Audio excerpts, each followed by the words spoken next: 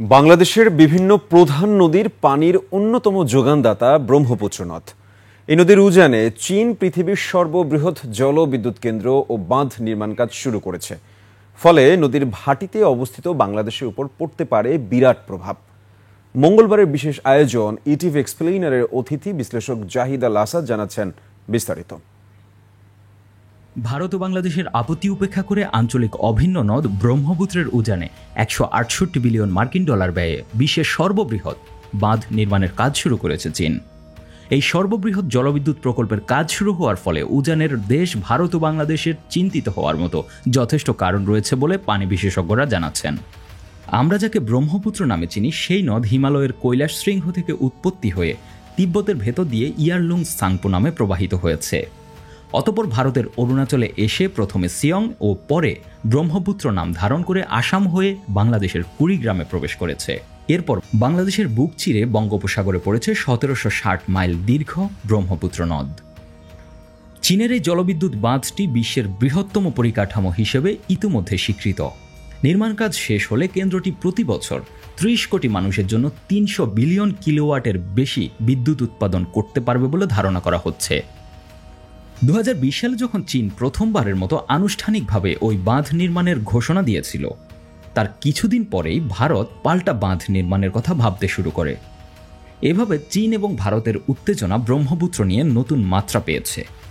তবে বিশেষজ্ঞ এবং জলবায়ু আন্দোলনকারীরা সতর্কবার্তা দিয়ে বলেছেন, হিমালয় অঞ্চলে দুর্বল পরিবেশ এবং অতীতের ধ্বংসাত্মক ভূমিকম্প ও বন্যার ইতিহাসের প্রেক্ষাপটে দুইটি বিশাল বাঁধের উপস্থিতি এই অঞ্চল এবং আশেপাশের কয়েক কোটি মানুষের বসবাসে হুমকি সৃষ্টি করবে। চীন এই বাঁধকে একটি কৌশলগত অস্ত্র হিসেবে ব্যবহার করতে পারবে, যার মাধ্যমে বিশেষ পরিস্থিতিতে পানি নিয়ন্ত্রণও করা যেতে পারে। বিশেষজ্ঞরা জানাচ্ছেন, এই বাঁধের কারণে ভাটির ভারত ও বাংলাদেশের শুষ্ক মৌসুমে পানির প্রবাহ ব্যাপকভাবে কমে যেতে পারে, আর তাতে করে কয়েক কোটি মানুষের জীবন ও জীববৈচিত্র্যে ব্যাপক আঘাত আসা সময়ের অপেক্ষা মাত্র। ইতিপূর্বে চীনের এই বাঁধ নিয়ে পানি বিশেষজ্ঞ অধ্যাপক আইনুন নিশাত বিবিসি বাংলার এক সাক্ষাৎকারে জানিয়েছিলেন, ওই জায়গায় জলাধার নির্মাণের মাধ্যমে বাঁধ দিয়ে পানি নিয়ে যাবে ইনার মঙ্গোলিয়ায়, যেখানে পানির সংকট রয়েছে। ফলে ভারতে পানির প্রবাহ কমবে, তাতে বাংলাদেশের উপরও প্রভাব এসে পড়বে। বাঁধ নির্মাণের সম্ভাব্য কী ফলাফল বাংলাদেশের উপর পড়বে সে বিষয়ে বিস্তারিত সমীক্ষার প্রয়োজন রয়েছে বলে মনে করছেন যৌথ নদী কমিশনের সদস্যরা। ব্রহ্মপুত্রের পানি নিয়ে ভারত ও চীন যখন টানাটানির খেলায় লিপ্ত, তখন অনেক বিশেষজ্ঞ বলছেন এর সবচেয়ে নেতিবাচক প্রভাব পড়বে বাংলাদেশের কয়েক কোটি মানুষের উপর। কারণ ব্রহ্মপুত্র প্রতি বছর বাংলাদেশে মোট পানির 65%-এরও বেশি সরবরাহ করে। ফলে পানি প্রবাহ কমলে বাংলাদেশের বুকে পলির প্রবাহ হ্রাস পাবে।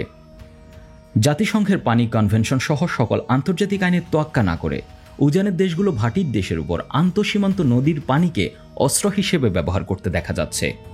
যেহেতু আমাদের উজানে দুই পরাশক্তি ভারত ও চীনের অবস্থান, সেহেতু বাংলাদেশকে গুরুত্ব দিতে হবে পানি ব্যবস্থাপনার দিকে। একই সাথে কূটনৈতিক উপায়ে নিজের পানির হিসাব বুঝে নিতে হবে বলে পরামর্শ দিচ্ছেন বিশ্লেষকরা।